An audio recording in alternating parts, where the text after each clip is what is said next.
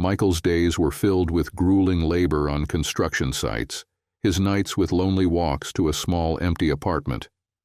Once, he had dreams of a better life, but they were buried under debt and heartbreak. One cold evening, as he trudged home through shadowed streets, a desperate cry shattered the quiet. In that moment, Michael's decision to act would not only change someone else's life, it would transform his own. Michael was no stranger to hardship. At 35, his life was a patchwork of grueling workdays, unpaid debts, and the echoes of a family life that had crumbled. He spent his days on construction sites, where the clang of tools and the barked orders of supervisors drowned out the thoughts he didn't want to face. Every paycheck went toward bills and loans, leaving little for anything else. His evenings were no better. Lonely walks back to a cramped apartment and the constant hum of doubt about what the future held. The world seemed indifferent to Michael's struggle. Once he'd dreamed of owning his own home and building a future for his family.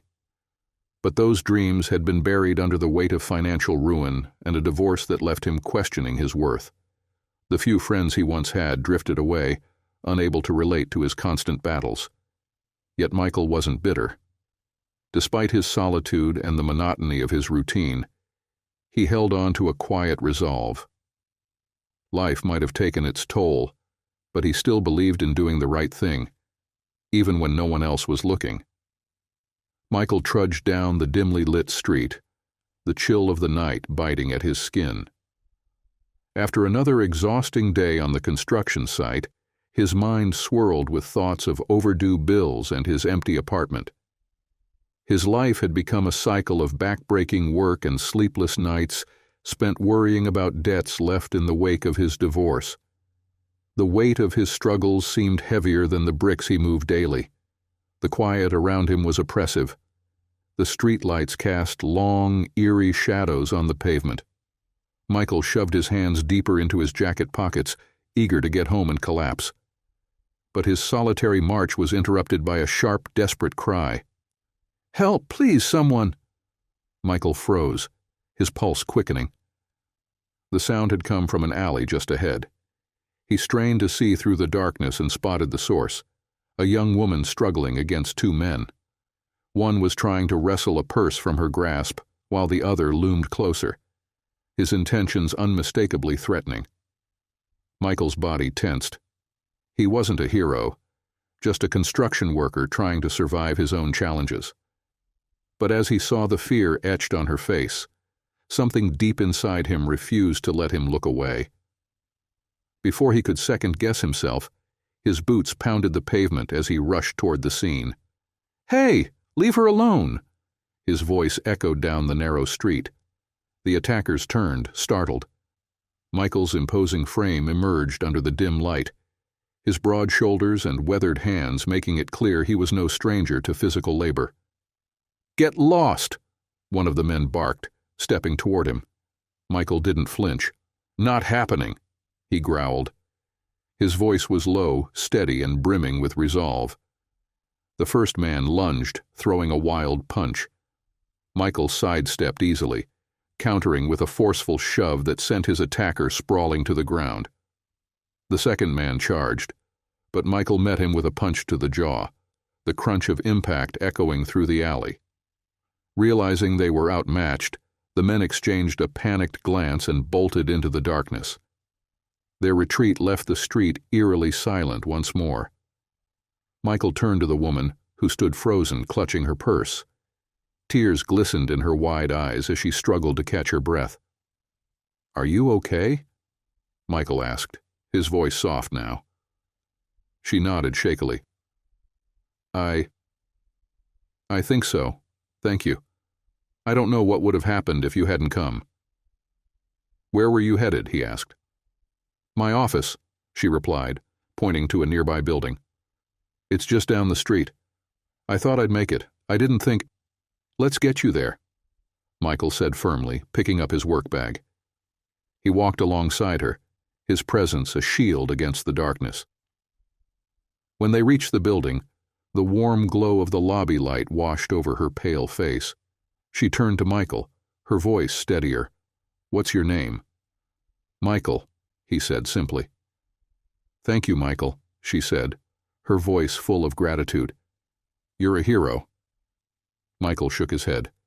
"Just be careful next time," he said before disappearing into the shadows. The next day at work, Michael arrived at the construction site early, his mind still replaying the events of the previous night. The memory of Claire's frightened expression and her heartfelt gratitude lingered, though he had brushed it off as no more than a decent thing to do. As the morning sun cast long shadows over the site, Michael buried himself in his work, trying to shake off the nagging sense that the encounter had been more significant than he realized. It wasn't until late morning, as he was hauling supplies across the site, that his supervisor approached him with an unusual message. "Michael," he said, scratching his head, "the big boss wants to see you in the office, right now." Michael froze. The big boss rarely showed his face, let alone summoned a worker. He tried to recall if he had done something wrong recently, but came up empty. With a sinking feeling, he wiped his hands on his jeans and made his way across the site, his boots crunching against the gravel. When he entered the modest office, he was surprised to find Claire standing there beside an older man, her face lighting up when she saw him. "Michael!" she exclaimed, her voice warm and filled with gratitude. "This is the man I was telling you about, Dad." Her father, a tall man with a commanding presence, extended his hand. "Michael, it's a pleasure to meet you. Claire told me everything about last night." Michael shifted awkwardly, unused to such formalities. "I was just doing what anyone would have done," he said, his voice quiet but firm. "I couldn't just walk away." Claire smiled. "Not everyone would have stepped in. You didn't just help me. You made me feel safe when I thought no one would." Her father nodded thoughtfully, his expression softening. "I owe you a debt of gratitude for protecting my daughter," he said. "But more than that, I believe someone like you, someone with integrity and courage, deserves more than just a thank you." Michael felt a mix of pride and discomfort as he listened. He hadn't expected any recognition, let alone a moment like this. As Claire's father spoke about offering him an opportunity, Michael couldn't shake the sense that his simple act of kindness had set something extraordinary in motion. Michael was speechless. The offer was life-changing, but his instinct was to refuse. "I don't think I deserve this," he admitted. "I just did what I thought was right." Claire smiled, her eyes filled with kindness. "That's exactly why you deserve it." Michael's new position brought opportunities, but it also came with unexpected challenges. Transitioning from a construction worker to a site supervisor was no small feat. He now had to manage schedules, oversee safety protocols, and mediate conflicts among the workers. However, the toughest challenge came not from the workload, but from his colleagues. Some viewed his promotion with suspicion. Whispers circulated around the site, questioning how a man like Michael had risen so quickly. A few workers hinted that his connection to Claire, the company director's daughter, was the only reason he had been given the role. The rumors stung. Michael had always prided himself on earning respect through hard work, and now his integrity was being questioned. Adding to the strain, a few jealous colleagues deliberately left tasks unfinished, hoping to make Michael look incompetent. Their sabotage created delays and strained his already tight deadlines. But instead of losing his temper, Michael addressed the issues with calm determination, setting a firm yet respectful tone with his team. Amid the workplace tension, Michael found an unexpected source of comfort: his growing friendship with Claire. She often visited the site, her presence drawing attention from the workers, but providing Michael with a sense of support. Over time, their conversations deepened. Claire shared her passion for charity work, particularly her efforts to assist victims of violence and poverty. One evening, as they spoke in the quiet of the office, Claire opened up about how the night of her attack had changed her perspective. "It reminded me," she said softly, "how quickly everything can fall apart. But it also showed me the power of kindness, how one act, even from a stranger, can mean the world." Michael listened intently, her words resonating deeply. He realized that their bond wasn't built on gratitude alone. It was rooted in shared values. While the challenges at work continued to test him, these moments with Claire reminded him why he had chosen to stand his ground and rise above the noise. One afternoon, as the sun blazed down on the construction site, a deafening metallic groan filled the air. Workers froze in place, their heads snapping toward the towering crane swaying unnaturally under the weight of its load. A cable had snapped, sending a massive steel beam teetering precariously above the half-built structure. Panic rippled through the crew as shouts echoed across the site. Michael didn't hesitate. Instinct took over as he bolted toward the danger zone. "Everyone, clear the area now!" he bellowed, his voice cutting through the chaos. Workers scrambled to safety, but a few remained frozen, unsure of where to go. Michael quickly assessed the situation, guiding the remaining men toward an exit path and ensuring everyone was accounted for. His calm authority steadied the team, allowing him to direct the crane operator to stabilize the machinery and safely lower the beam. As the crisis abated, the crew gathered, their faces reflecting a mix of relief and awe.